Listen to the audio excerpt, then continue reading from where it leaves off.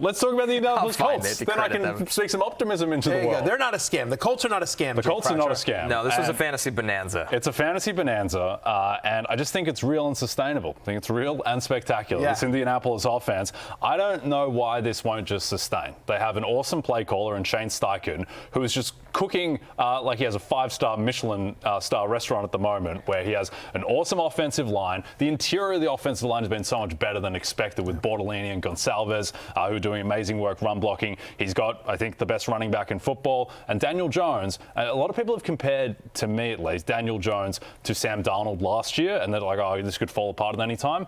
I don't think so, because Sam Darnold did not have this offensive line. He did not have this run game to lean on. And so the Colts, the thing is that they're not just winning these games, they're killing everyone. They just destroy everyone, and this is one of the most efficient offenses in NFL history.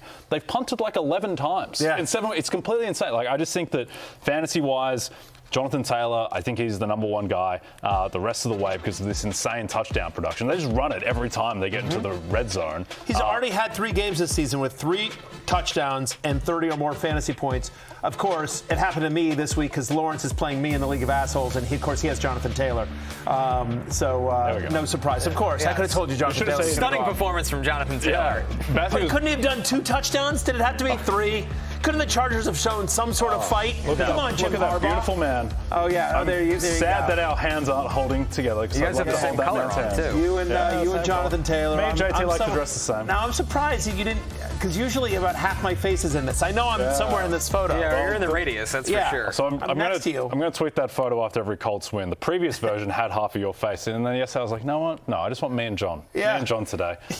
And like, this is the healthiest that he's looked in a while. Right. That's great. Like, he's just housing these runs as well. He just gets downhill and it's all over. Daniel Jones, I thought it was really impressive. Now, again, the Chargers defense hasn't been all that, but like, Daniel Jones has basically been really good at home this year and not great on the road. From a fantasy perspective, he actually had a nice fantasy performance here as well. Tyler Warren continues to make his case for Offensive Rookie of the Year. He's my vote, especially with Emeka Egbuka. We'll see if he ends up playing tonight. Awesome. But with Egbuka a little bit banged up, Tyler Warren's been nothing short of spectacular. And Michael Pittman even gets in the end zone in this one. So the Colts play the Titans next week with Jeffrey Simmons and L'Jarius Sneed. I don't think they're going to play. Colts are 14.5-point favorites. You might have another 3-touchdown Jonathan Taylor game coming up. What scares you, though, you might not have to give him carries in the second half. That's the thing. Is that's how bad things look for the Titans right now. JT's value so far, it's getting suppressed because he's not playing these fourth quarters because they're beating everyone by 30. Fresh. Yeah. They got bigger games ahead. It's crazy part is that they're 6-1 and they should be 7-0. Yes. If A.D. Mitchell doesn't make the boneheaded play of the year. Yeah.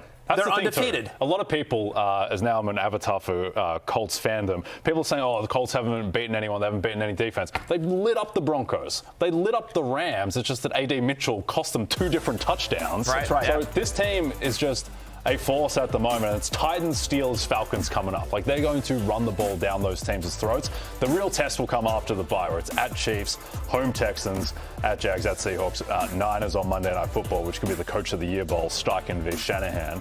But I think this team right now, I think they're minus 230 to win the division. They're the most heavily favored team in the NFL to make the playoffs. So the Colts, I think Week 12 at the Chiefs. AFC title game preview?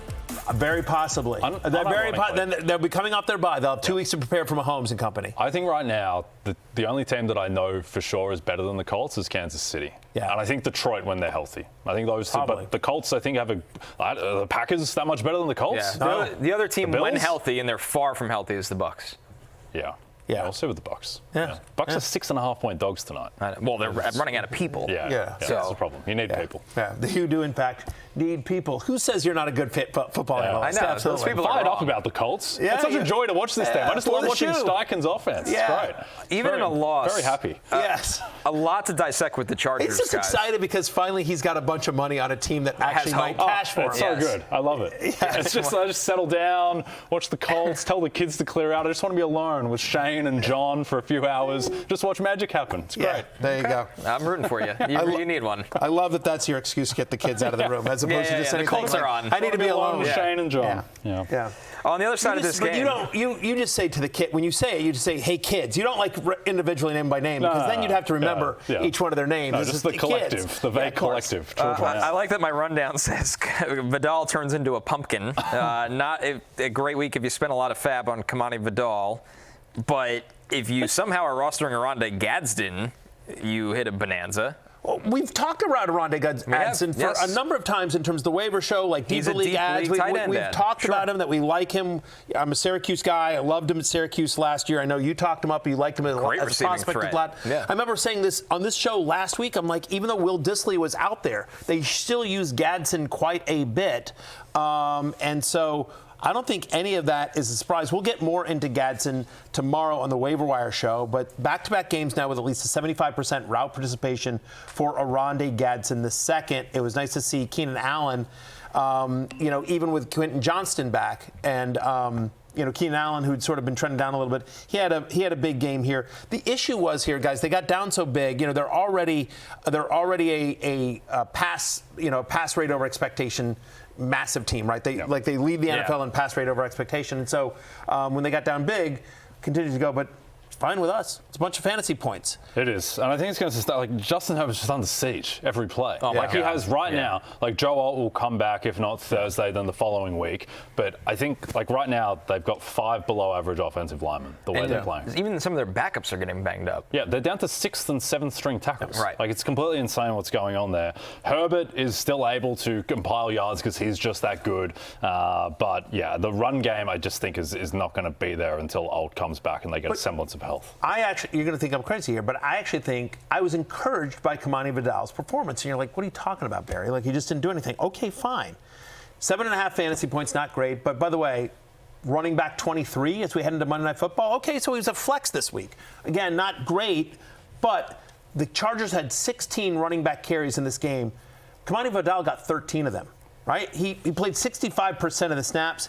He got 100% of the Chargers running back red zone touches. So, again, while the production wasn't there, the usage was. We like this offense. They're going to be in scoring position more often than not. He's not somebody that needs to come off the field when they get to third down, when they're pass heavy, because he is their passing down back as well. I actually am encouraged by Vidal's performance after last week. I know the numbers aren't there, but the usage was. And if somebody in your league is panicking or whatever, make a low ball offer. Right. Because he's going to be their guy, and it looks like, unfortunately, that Hampton's going to miss more than just the 4-week minimum. That's the current reporting, it seems like. Hey, it's Matthew Berry from NBCSports.com and RotoWorld.com, and I want to thank you so much for watching whatever it is you just watched, or if nothing else, being too lazy to click out of the autoplay after this video started, after whatever it is you actually wanted to watch finished.